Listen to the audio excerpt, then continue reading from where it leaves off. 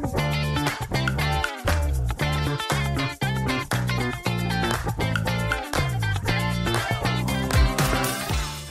everybody, this is Jeremy Tiers from Tutor Collegiate Strategies, and you're about to check out the latest episode of the Mission Admissions Podcast, a show that's designed to help higher ed become better recruiters, communicators, marketers, and managers. Each week, I'll introduce you to an industry leader or difference maker who will share helpful advice, tips, and strategies that will help you grow professionally and personally. Mission Admissions is part of the Enrollify podcast network and is made possible by Gecko, an engagement platform that makes it easy for your team to deliver a better student experience. I'm excited to share my latest candid conversation, so let's get started. Hey everybody, it's Jeremy Tiers, and this is episode 13 of the Mission Admissions podcast. Today I have the pleasure of talking with Tru Pettigrew, a well-known speaker, author, workshop leader, and an award-winning marketing executive with close to 20 years of experience at some of the nation's top advertising and marketing agencies. Tru has really established a strong reputation for helping organizations build bridges across racial, cultural, social, and relational lines, and he also happens to currently serve as the Vice President of Diversity and Inclusion for the NBA's Minnesota Timberwolves. So welcome to the show, Tru. Thank you. Thank you very much. I appreciate that. And I do want to offer a brief piece of clarity is the role is now the Chief Diversity and Inclusion Officer for the Timberwolves and the Lynx. So when you were young, Tru, what did you want to be when you grew up? Man, I wanted to be a fire truck when I grew up, when I was young. I thought fire trucks were so cool. Everybody got out of their way. You know, they were bright red, made a lot of noise, were flashy. But then after I realized that probably wasn't going to happen, I wanted to play in the NFL, man. I love football. I thought I was going to be a football player. Then at one point, I thought I was going to be an engineer, right? I even went to school for engineering, got my degree in electrical engineering. But I guess my first memory of my dreams was a football player. Okay, so where did your passion for diversity, inclusion, equity, where did that all originate from? It's a great question, and it's an interesting one, right? Because it's hindsight now, right? And I believe that this is truly what I've been called to do, like the work that I've been called to do, that I have been wired, designed, equipped, and prepared to do this work. And I'm also a believer that every experience that we've gone through up until the moment when we have that clarity, that moment of clarity of what we've been called to do, it's all been practice and preparation for that. And so I remember being bused to school. I grew up in Baltimore, and I remember being bused to school to a predominantly white school across town, right? I lived in a predominantly black neighborhood, not a whole lot of means and resources, right? Where and how I grew up. But I remember early on seeing the difference between my school friends, right, and my neighborhood friends, and the access and the things that they would talk about at school versus the things me and my neighborhood friends would talk about and dream about and aspire to achieve. And I think early on, those seeds were planted early on, and I didn't even realize it, is the importance of being a bridge builder to connect people across differences. It's something that began to develop in me early on, and continuing to have experiences like that throughout my life. So when I was in advertising, my focus was helping my clients to connect with youth, young adult, and multicultural audiences. So that was essentially focusing on diversity. I didn't understand it through that lens at the time. I wasn't thinking of the word diversity and inclusion in my mind, but that was preparation, practice and preparation for the work that I do now. And so I've always been drawn to helping people connect with people that are different than them, not fully understanding that it was diversity, equity, and inclusion. But if I can take it back to grade school, and then and I laugh and I joke with people, even though I went to school for electrical engineering, instead of connecting wires, I now connect hearts and minds to help people function better. Has connecting with people from different backgrounds and ages, has it been easy for you, True, most of your life, if you think about it? Or is that something, no, I've like, it's been hard. I've had to really, work at it. Or is that something that just for whatever reason has come relatively easy to you? I think it's the work is challenging, but connecting with people from different races, backgrounds, genders, ages, and ethnicities, that has come relatively easy.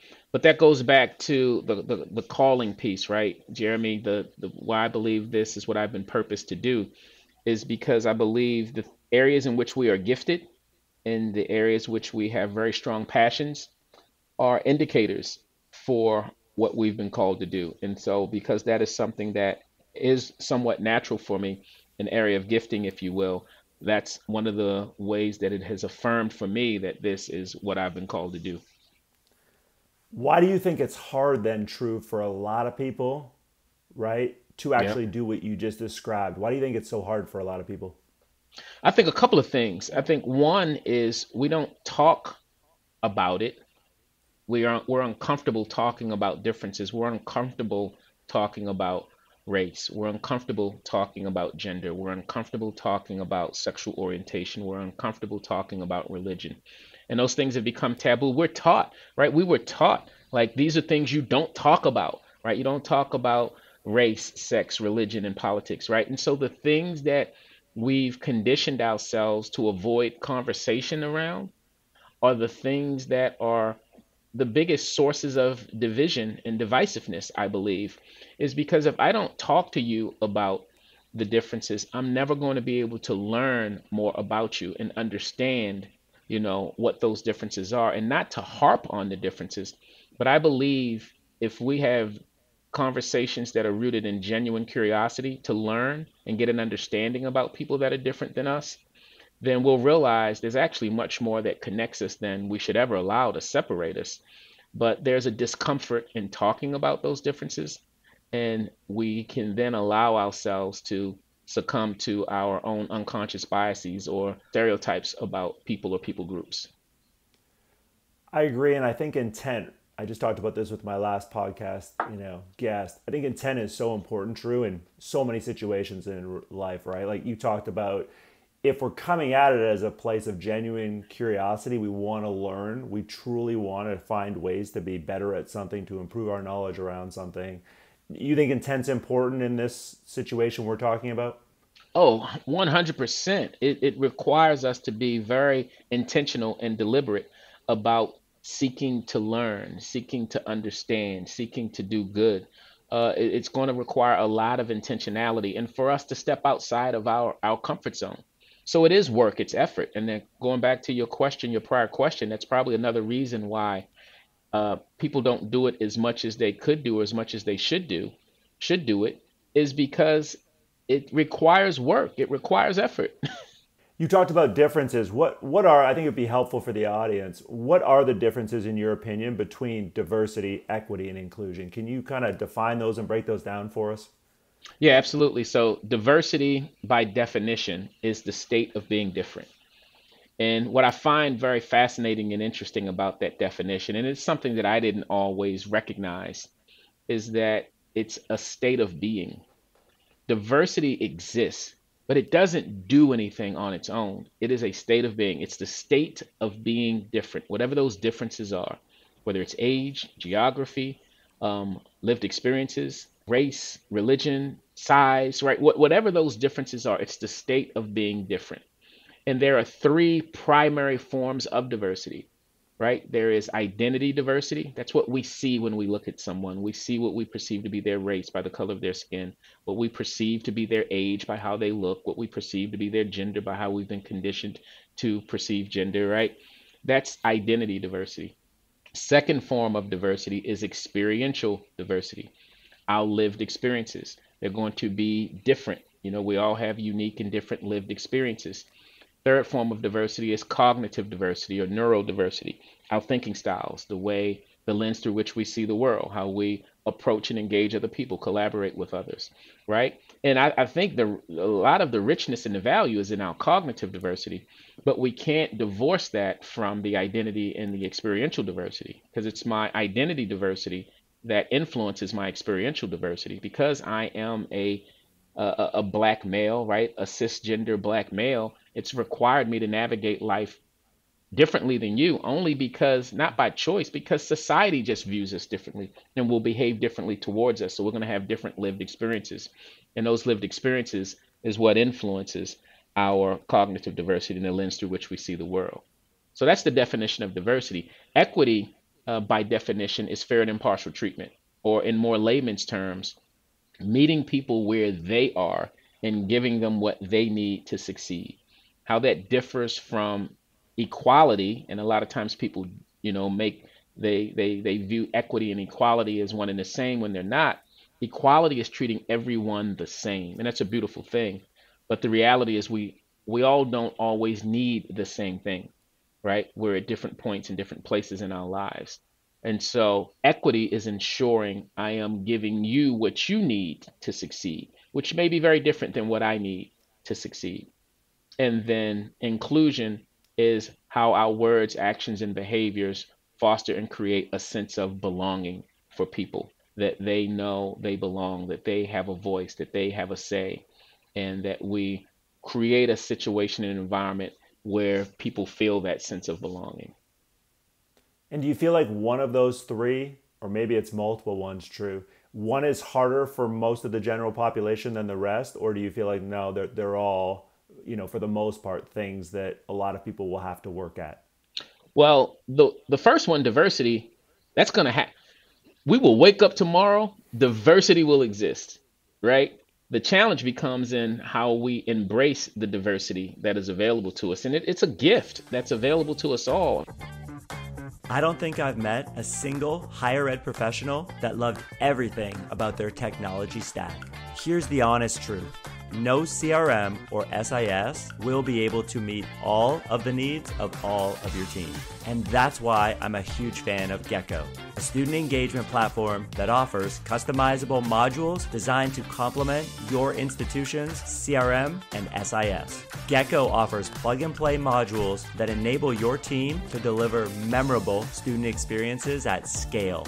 Their chatbot and texting tools will empower your admissions team to engage with the highest quality prospects by serving as a front line of defense for prospects that have basic questions about the college admissions process. Gecko's event module makes it easy to create awesome online and in-person event experiences one time and then duplicate them throughout the year with just a couple of clicks. Their call center is also an industry leader. No more splitting call lists into a dozen Excel files, scrolling through data to find who you need to call next, or having to manually record who picked up and who didn't. Oh, and did I mention that everything integrates seamlessly into your CRM and SIS? Because it does. So if you're a Slate School, for example, you'll see all of that sweet interaction data in your student's timeline. If you want to level up how you engage with prospective students, but you don't want to disrupt your processes, rip out all your tech, or start a new CRM procurement process, you need to check Gecko out. You can learn more about their offerings at geckoengage.com/Enrollify. And be sure to tell them that Jeremy and the Enrollify team sent you their way. That's where my brain was going. I feel like when I have conversations with leaders, Tru, the action part, right? Not just related to DEI, but anything else we might be talking about, that's usually where the hiccup happens or the speed bump happens with so many people. It's, I can tell people, hey, stop using dear to start your emails. Nobody does that in 2022. That's outdated language, right? Which it is. You and I both know that. That's so funny, right? but people keep doing it 100% because it was normal when you and I did it when we were younger because we didn't know any different. Right. But to your point and some of the stuff we've been talking about, it's just different because my daughter's 13. With your son or with younger generation, it's not what they do. Right. They've never done that. And so yet, why do we want to then say, but we're going to talk to them the way we think we're supposed to talk to them? Well, no. Tying back into all the things you're saying, you have to understand it's different. Right. If you had to summarize then where you think most organizations are at with DEI in 2022, what would you say? I think a lot of organizations are still trying to figure it out. right? And I tell people all the time, this work is really about, how to connect the head with what's in the heart. I think people understand that it's important. And we're really coming into a place where a lot of organizations are understanding that there is a business case for diversity, equity, and inclusion, where before people felt as though they had to do it or felt compelled to do it because it was the right thing to do. And it is the right thing to do, but there is also a business case. So I think a lot of organizations are at a place where they're really beginning to understand how to connect what's in the head with what's in the heart. So if someone listening wants to start a conversation in their org, about DEI, how do they go about doing that? Especially, for example, if they're not in a leadership position, right? Because I gotta believe, and tell me if you agree, disagree, if you're in a leadership position, you probably come at this a little bit differently, meaning you have more ownership of something. You probably can impact change a little bit more potentially. And I wonder, is part of the problem that some people don't put in the work to be, whatever the appropriate word would be, better or to improve their knowledge around DEI, because they're like, yeah, but what can I really do? In my office, I'm not in a position of leadership. I mean, any thoughts on all of that? Yeah, absolutely. I mean, I have a workshop that I offer. It's called DEI and why, right? And just helping people understand why it's important. I think anytime we can help anyone understand why something is important, help them understand the purpose behind something, it creates more value, it creates more impact, it creates more precision in how they go about doing it, right? Once they have clarity of purpose of why these things matter and how they benefit the greater good. Right. And so understanding that, by embracing diversity and fostering more equitable and inclusive environments, it creates a greater level of employee engagement, right? Because we're more comfortable talking to those that are may have differences than us, but understand that it's through those differences that we can be more innovative and creative in developing new products, solutions, and ideas, right? And that then lends itself to enhanced performance and productivity, and that ultimately results in greater profitability. But to answer the question, one, it's start understanding why it's important, right? Always starting with why, and then an approach that I take is really starting with the heart, right? And encouraging people to share their stories, right? And say, hey, because we may view it differently and see things differently, and it's not about us agreeing, Jeremy. It's about us understanding, right? But until I hear your story, you haven't equipped me with the insight, the information, the tools that I need to exercise my empathy muscles. Once I hear your story about how you feel about the topic, about how it's impacting you as a white male, you may say, True, I'm all for diversity, but the way things have been going, it's made me feel like as a white male, everything's my fault, or that I don't have a voice. All of the emphasis has been placed on, people of color or LGBTQ plus community or women. And if I'm a cisgender heterosexual white male, like I'm feeling like my voice is being silent. Like I may have never understood that that's where you are.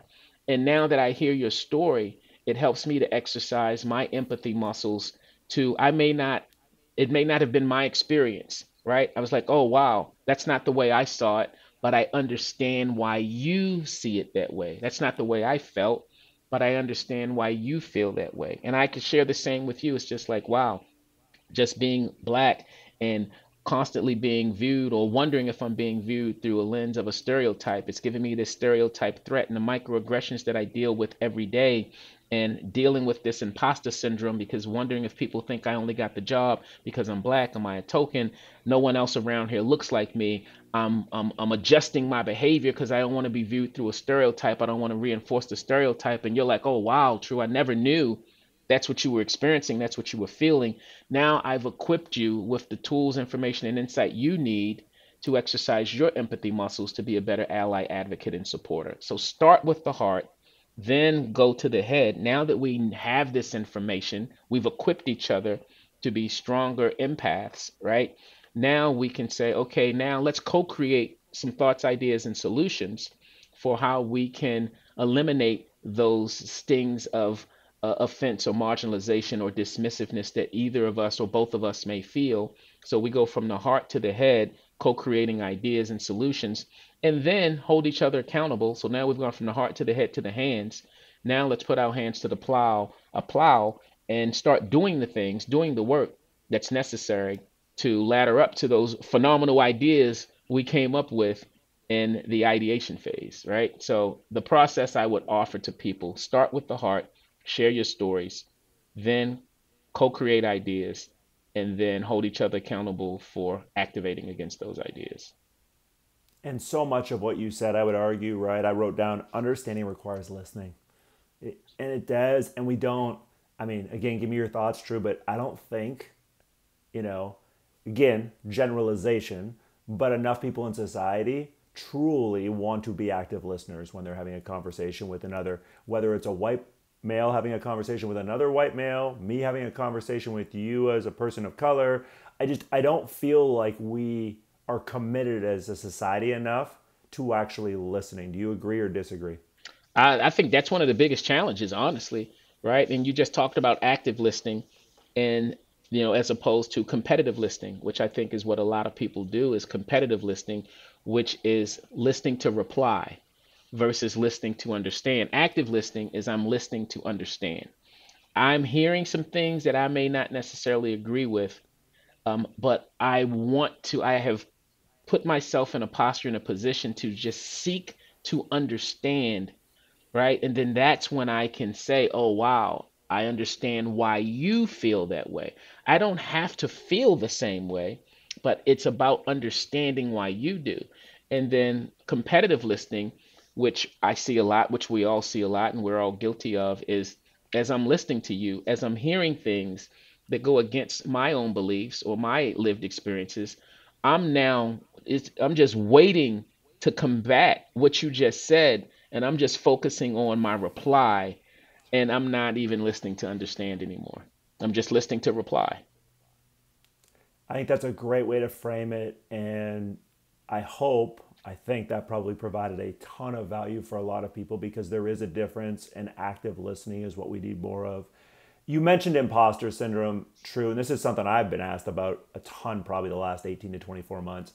Why do you think there's a lot of conversation around imposter syndrome? Like any thoughts just on why this is something that a lot of people feel like they're dealing with so much in 2022?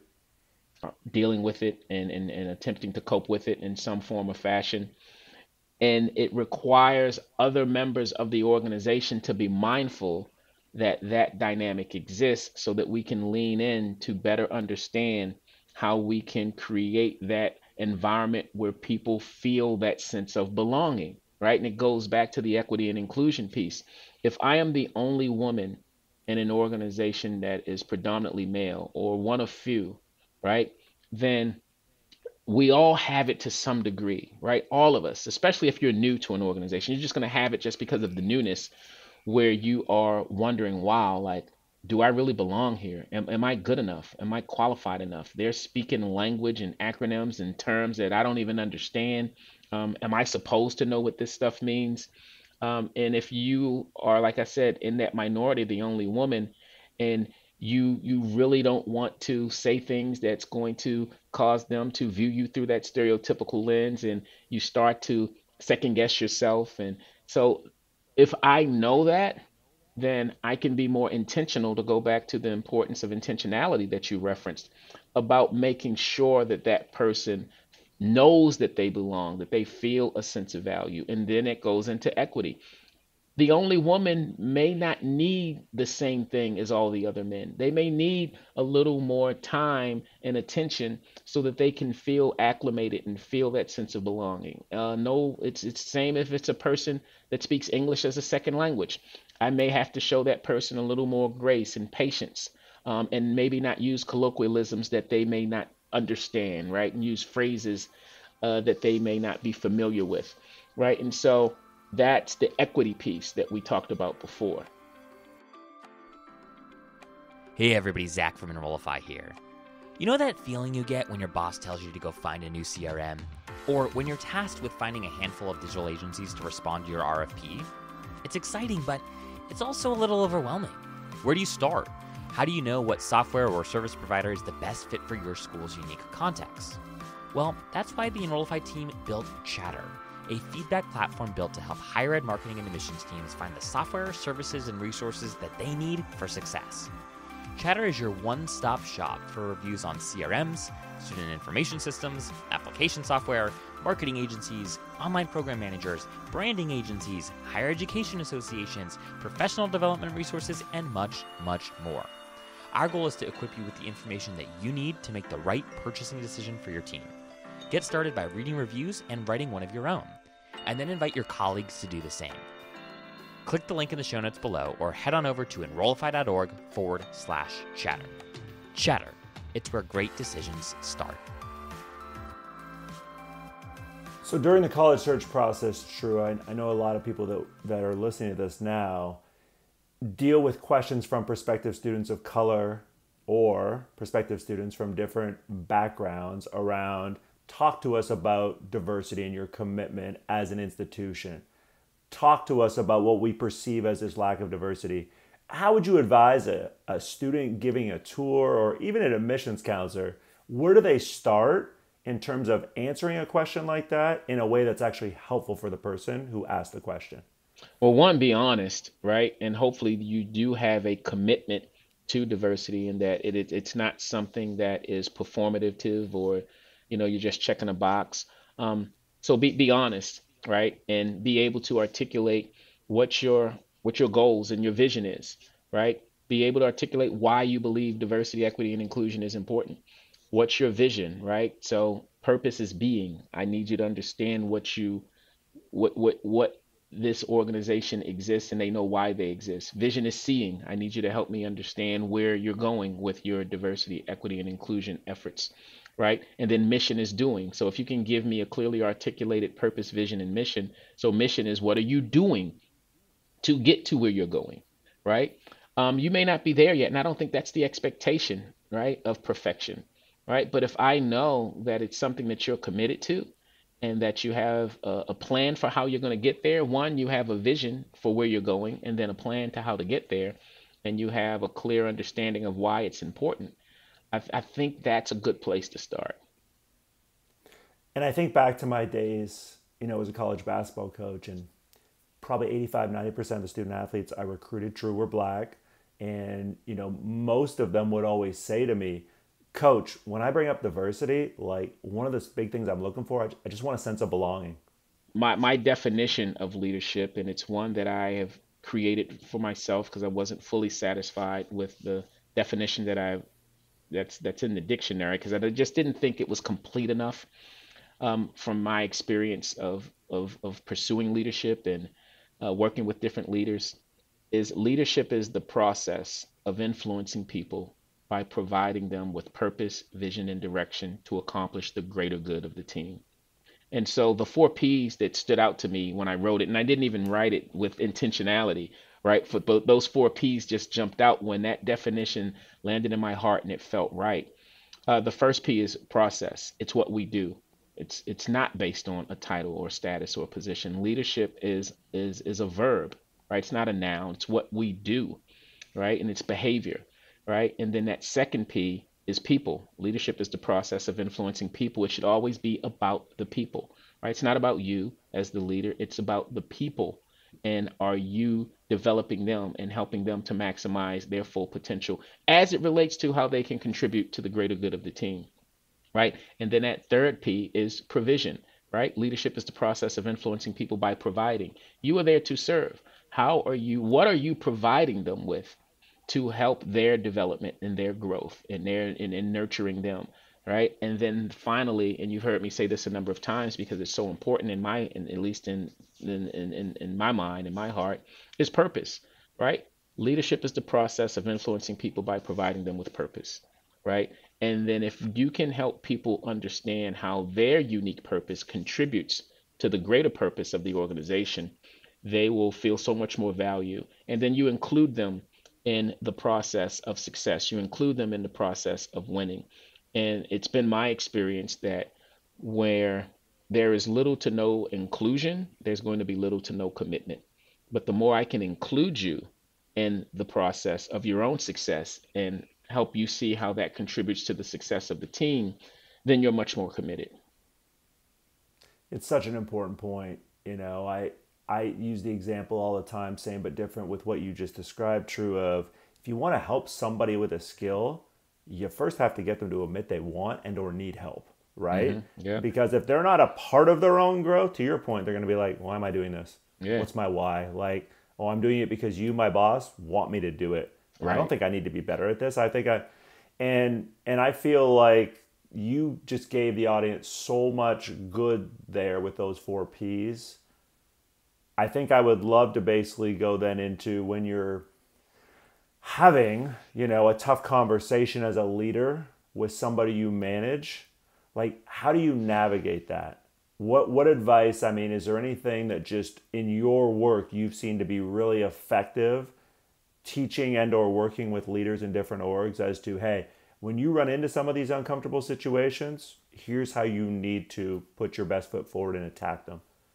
Yeah, absolutely. And I would say it's always lead with love. I mean, more than anything. I mean, as hokey as that sounds, I just can't think of a more powerful force. And I'm not even talking about love as an emotion, as a feeling, as a choice, a decision, right? To decide I am going to be, patient. I'm going to be kind. I'm going to be compassionate, empathetic, and understanding, and always want what's best for that person. So the feedback that I'm giving you, is constructive as it may be, and it may not always be what you want to hear. I know that it's coming from a place of love because I want what is best for you. And if I do not give you this feedback and allow you to continue to go the path that you're going, you are not going to be successful here or probably anywhere else, right? I believe in the approach of educating ignorance, right? Not condemning your ignorance. Like the solution to ignorance should always be education. So if you are operating based on lack of knowledge and understanding of how to do something, then I have a responsibility to educate that ignorance. I believe in correcting mistakes. If you are The solution to mistakes should always be correction. If you are making mistakes, I am going to help you to correct those mistakes. Now, the solution to misconduct is condemnation or discipline. If you are intentionally being malicious or rebellious, then that requires discipline. And so I just personally, with the folks that I've been given stewardship over, I make sure they understand that that is my approach. I'm going to educate your ignorance. I'm going to help you correct mistakes, but I am going to discipline misconduct. So those expectations are managed going in, but it's always coming from a place of love because I want what's best for you. What I heard you say there and what I agree with so much is just the expectations have to be set. And I Yeah. find that with so many leaders I speak with, it maybe was one of 20 things that got mentioned during a training for 60 seconds, 30 seconds, 10 seconds, and never really got reinforced in follow up meetings individually with staff or anything else. And I would argue it's harder, tell me if you agree or disagree, I think, if you don't set those expectations to then, when you have to discipline, to get this other person to not be like, what's True's problem, right? Why Yeah. is he getting so upset at me? No, no, absolutely. When you don't manage expectations, right, then people are going to be confused as to why you're doing or saying or behaving a certain way, why you're doing what you're doing, saying what you're doing, behaving a certain way. And I think the biggest challenge I think that a lot of leaders have is the expectation gap, quite honestly, right? Is we have an expectation, a high level expectation, and and I have one hand higher than the other, right? And then the experience we may receive comes in much lower than, I have my other hand, it's much lower, right? And so therein lies a gap. I think too often that gap exists because we have never clearly articulated what the expectations are to begin with. And then to close the gap, we lower our expectations instead of investing the time, energy, and effort into that person to help them understand how to elevate the experience. But I think the expectation gap is one of our biggest enemies in the world of leadership is we don't establish that up front.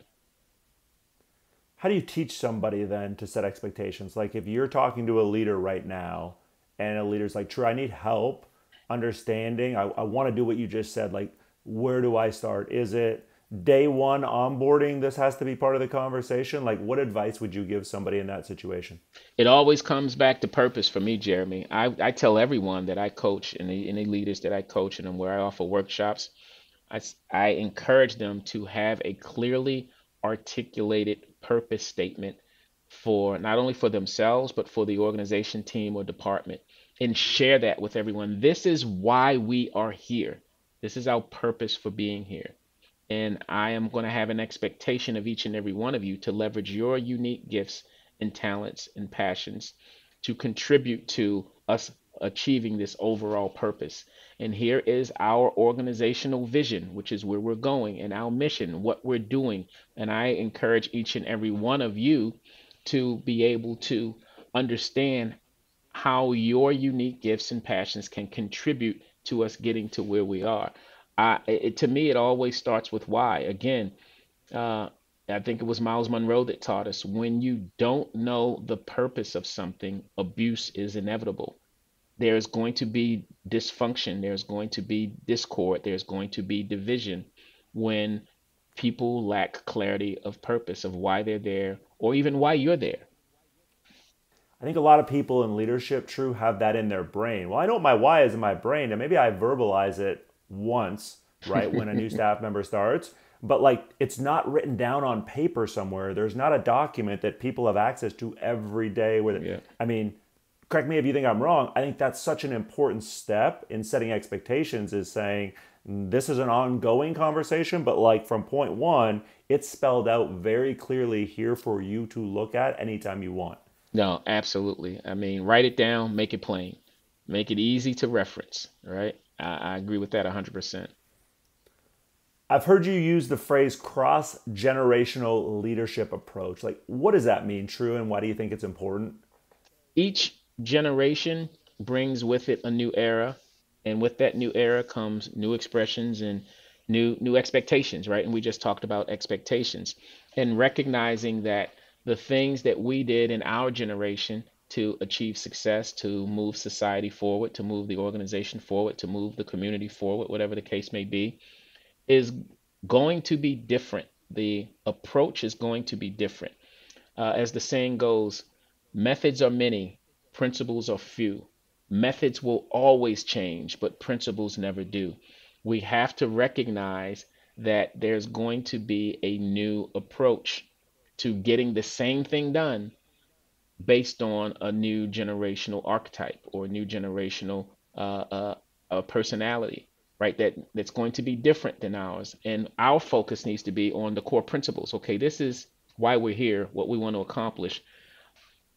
Chances are there's going to be, whether it's based on the advent of technology, right?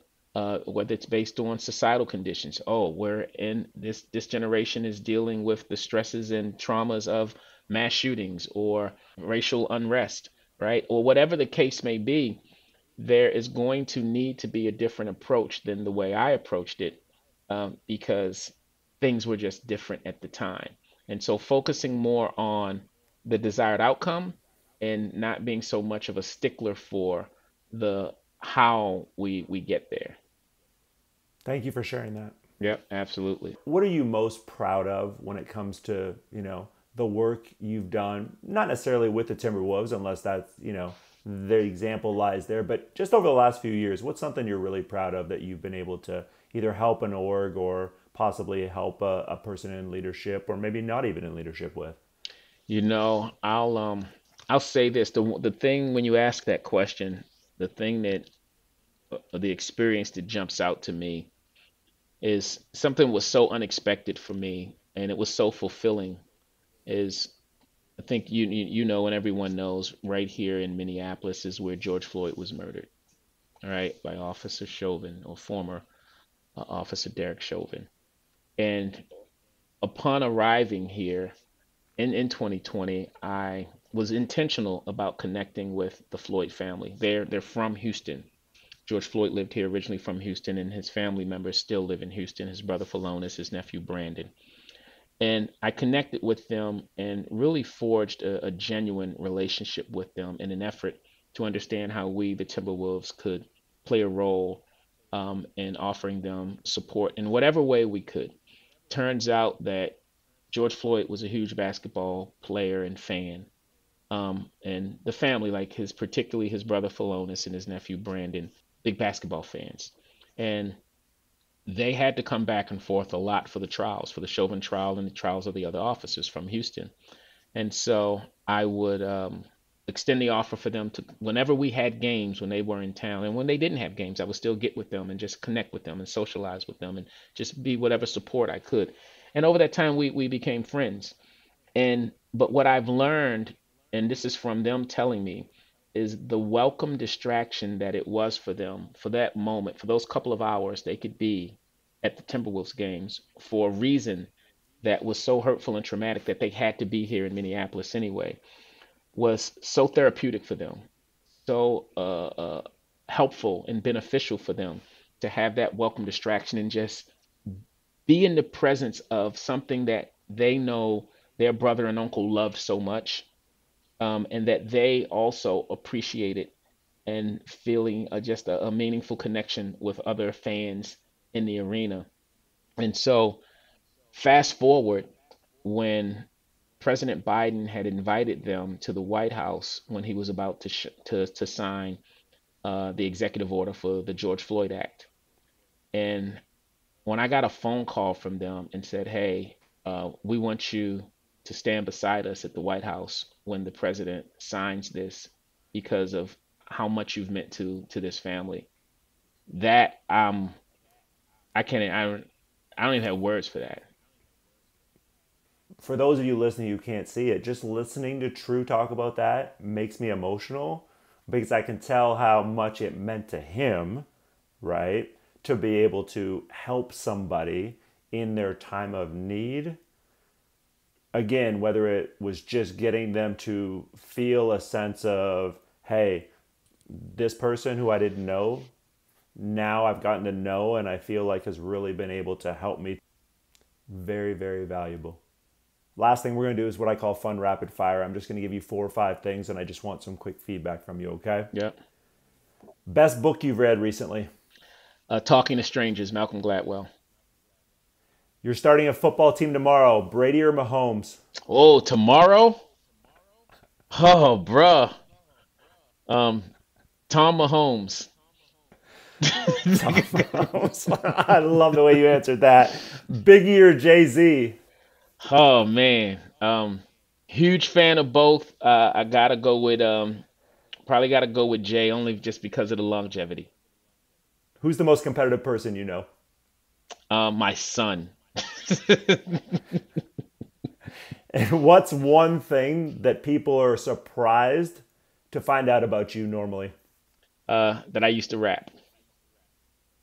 Okay, I like it. I appreciate you being on today, Tru, and I really think a lot of what you talked about is going to be very helpful for our audience. If they want to get a hold of you, Tru, or just follow up and you're open to that, what's the best way for people to reach out and connect with you?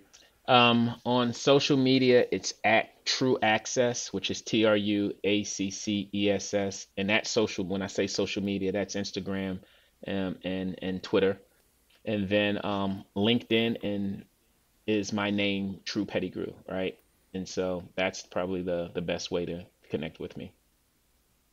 And we'll link in Tru's bio more information if you want to learn more about the workshops that he does. Tru, I really appreciate you being on, and thank you for sharing so many thoughts and so much wisdom with us today. No, my pleasure. Thanks for having me, Jeremy.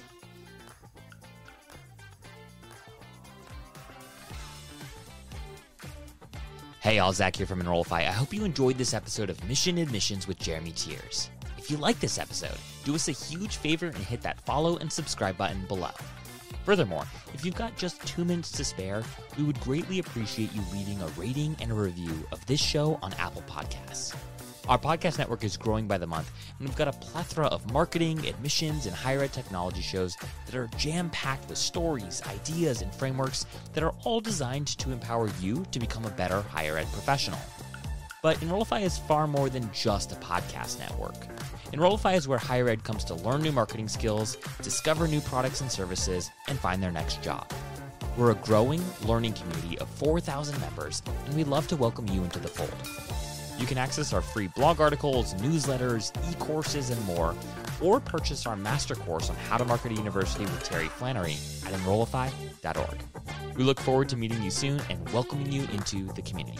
Again, you can subscribe for free at Enrollify.org.